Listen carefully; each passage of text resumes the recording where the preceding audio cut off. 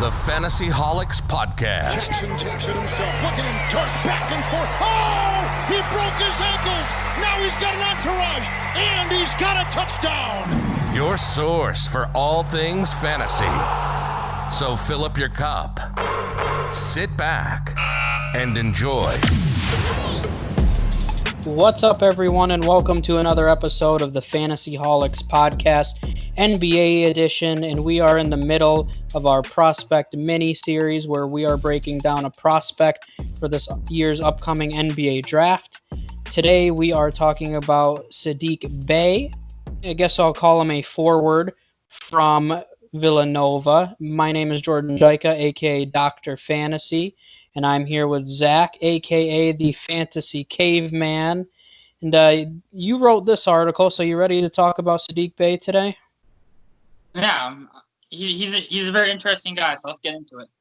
Yeah, no, and I think that's a political way to put it. He's an interesting guy. I think he's a unique prospect, and he doesn't really compare to anybody else in this draft, so it'll be interesting to see what kind of role he carves out in the NBA. But he was a sophomore last year for Villanova. He's 6'8", 216 with a 6'11 estimated wingspan. I'll let you talk a little bit later about Villanova and the great NBA talent they've produced. But last season in 31 games, he averaged 16.1 points, 4.7 rebounds, and 2.4 assists. Really kind of a classic player. He improved drastically with his three-point shot. Only shot 37.4 in his freshman year and then over 45% in his sophomore season. So, he's constantly improving. He defended a lot of the top players in the conference. Marcus Howard, who I love, Devin Dotson. And we'll kick it off a little bit. He plays a little bit of old school game. So what do you have for his strengths? With Saddiq Bey, I think the biggest thing is his spot up shooting. I think we were talking about this a bit before we started this. He made 50.5% of his 3-point attempts without taking a dribble, which is pretty good. Yeah, I would say.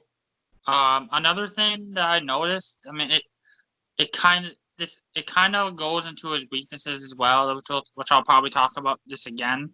But he has a very high release on his jump shot, which allows him to make some of the more contested ones. I mean, there's also some flaws to his jump shot, which I'll mention in his weaknesses. But the final thing is, I think he said he does have a bit of an old man's game, but he still has a lot of good solid versatility.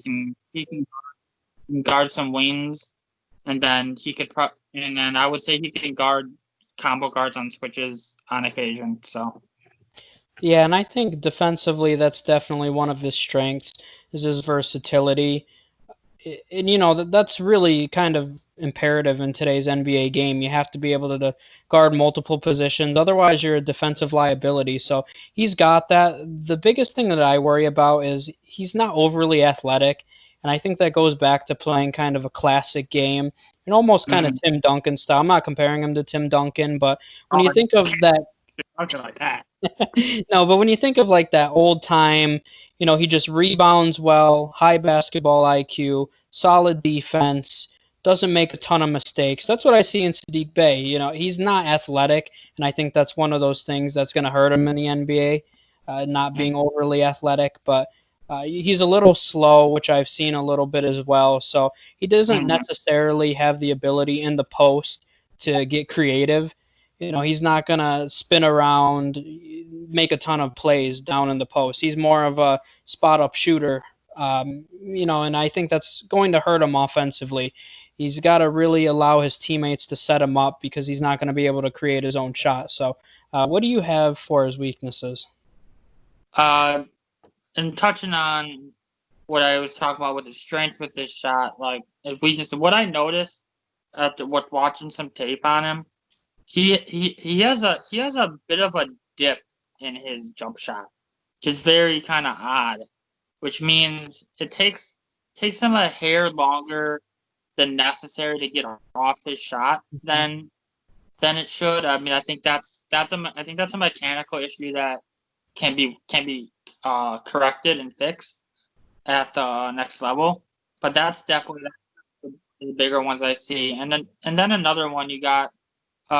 We mentioned this a couple of times, but he plays a bit of an old man's game. He plays with a bit some basically like heavy feet. He has a slow first step laterally, and in order for him to be an effective defender, he kind of has to give guys a little bit of space, so he doesn't get blown by or something like that. So yeah, those are the biggest things that I see. Yeah, no, and I agree with a lot of those. And I think the biggest thing is just his lack of athleticism and speed. I think that's the thing that's going to hurt him the most at the next level, and we'll see how it translates. He played a lot of that 3-4 position in college. I would expect in the NBA he settles down more into that 4 role down in the post. And maybe playing, we'll see, maybe a little bit of a pick and roll game, depending on what situation he's placed in, and let his teammates set him up for success. As far as NBA comparisons go, I have a few different ones. The one that I like the most is Paul Millsap, and you and I were talking about this a little bit before. And when you talk about that classic style of game, I always think of Paul Millsap. Paul Millsap has a little more weight on him than Bey does. And I would say that Bey, even though he's not athletic, I would say he's probably a little more athletic than Paul Millsap. Both strong rebounders. Paul Millsap doesn't quite have the defensive versatility. I think their offensive games compare better, where they're more just kind of down in the post. Paul Millsap's actually a really underrated spot-up shooter as well, and you talked about how well he shoots spot-up jumpers. And Millsap shot 44% last year from 3. He didn't take as many threes as Bey did. I think Bey took too many threes last season.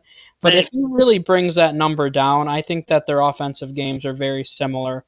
Defensively, I have him like Jeremiah Grant from the Nuggets, who's really one of the most underrated defenders in the NBA.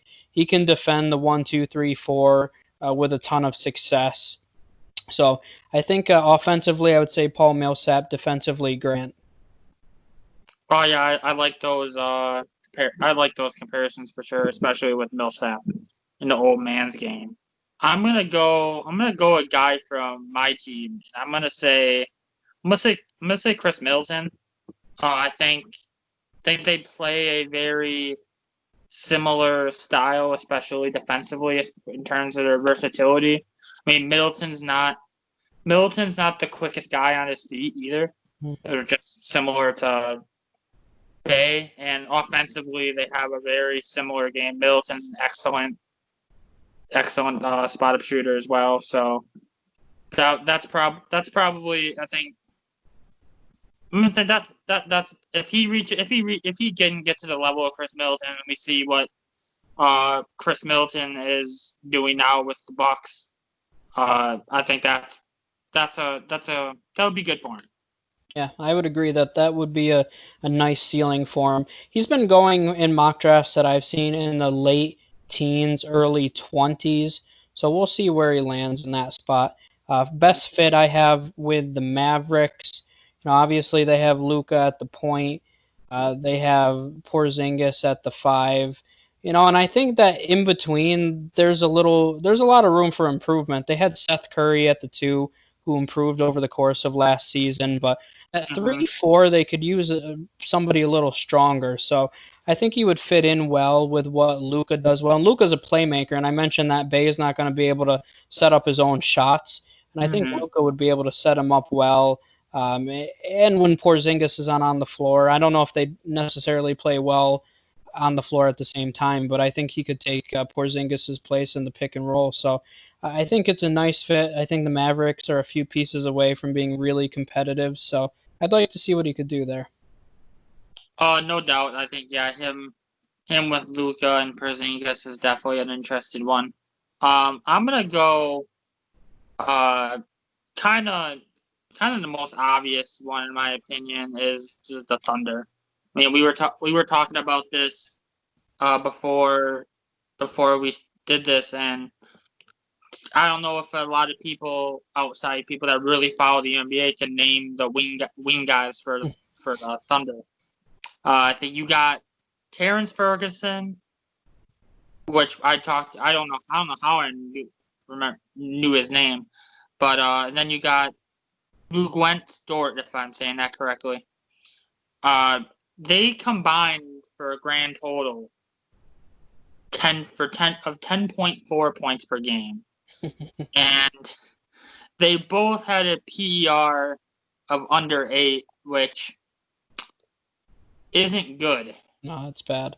That's pretty bad.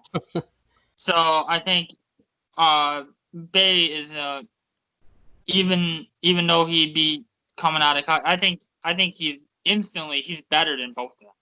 Mm-hmm. If you put him on that team right now, he's better than both of them. So he could easily step right in that wing role, and he could have a very solid impact on both ends of the floor. And you mentioned this a couple times about him not being able to create his own shot with the guys that with Shy there, and you don't know exactly what's going to happen with Chris Paul, but they got a couple other guards there that are solid, and he wouldn't need to have the ball in his hands much. He could be that guy on the wing that his defensive versatility and his spot of shooting. Yeah, I agree. So I think that's all that we have on Bey today then. So thank you guys for tuning in. If you don't already, make sure you like the Fantasy Holics on Facebook. Subscribe to our YouTube channel. We have lots of MLB, NBA, and NFL content going up. You can follow us on Twitter at FantasyHolics1. And make sure you check out our new website, thefantasyholics.com. So thank you guys once again for tuning in, and we will see you next time. Peace.